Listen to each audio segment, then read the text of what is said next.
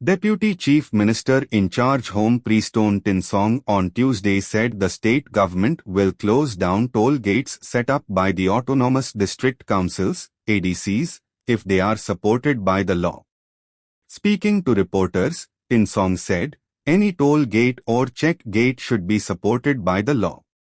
It should be under the provision of the law. If there is no such law, then there is no way out. We have to dismantle it and we have to close it down.